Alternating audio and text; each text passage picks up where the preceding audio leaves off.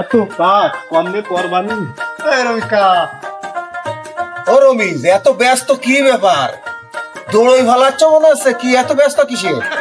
ভাই কথা কর কোনো সুযোগ নেই আমার, আমি মেলা ব্যস্ত। আরে দাঁড়াও না, এক কাপ চা খাইয়ে যাও। আরে ব্যস্ততা তো থাকবে, একটু বসো, এক কাপ চা খাইয়ে যাও। রমিজ ভাই, অনেকদিন পরে দেখা হলো, বসেন এক কাপ চা খেয়ে যাও। তুমি ঝড়ের গতিতে চলে যাচ্ছ, এত ব্যস্ত। তোমাদের যে সাইকেল রয়েছে, সাইকেল তো তুমি হাইটে চলে যাচ্ছ। আরে মাধব ভাই, আমাদের তো সাইকেল আছে তো আমি জানি, ঘুরতে সময় লাগবে না, তাই ছেড়ে নিয়ে যাচ্ছি তাড়াতাড়ি।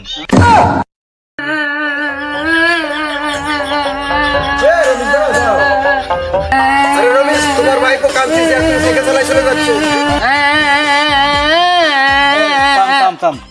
আরে ভাই আর কই না, আমার এই বেলও নেই, ব্রেকও নেই, তাই ভাই ভরে গেছি জোরে জোরে কান, যাতে আমাকে সাইড দিয়ে লোকজনে বোঝা যায় গাড়ি আসছে।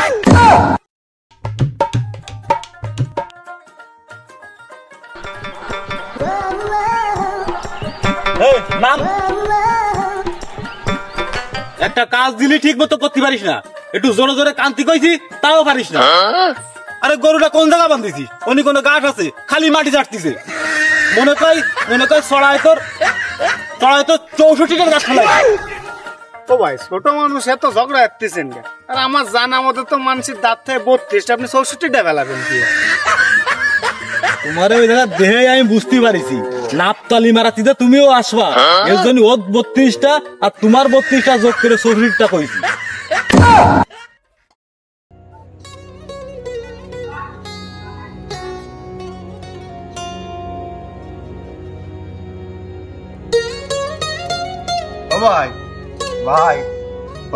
ভাই, আমি একজন নিরীহ অসুস্থ ভিখারি, আমার কিছু সাহায্য করেন ভাই।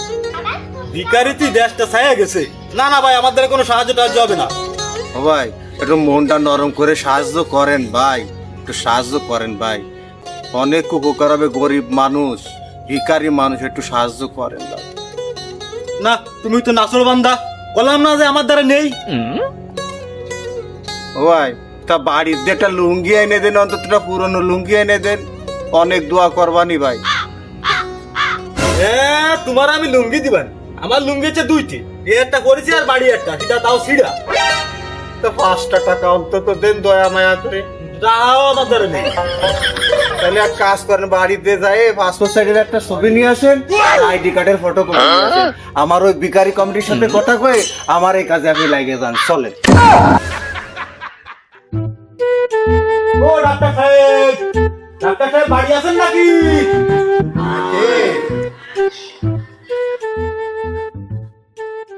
ডাক্তার সাহেব, আমি রমিজ, আমাকে কি চিনতে পারিছেন? হ্যাঁ, চিনতে পারিছি। আপনি ওই যে গত বছর নিউমোনিয়া চিকিৎসার জন্য আসছিলেন না? কিসের একটা গন্ধ বেরোচ্ছে। হয় ডাক্তার সাহেব, ওই গত বছর আপনার দ্বারা ওই নিউমোনিয়া চিকিৎসা করাতে আমি এলাম না, তা আপনি বলেন না যে ঠান্ডা জনিত ব্যাপার, তা গোসলটা না করার জন্য। তা ডাক্তার সাহেব, আমি তো 1 বছর ধরে গোসল করি না, আমি কি এখন গোসল করতে পারবো?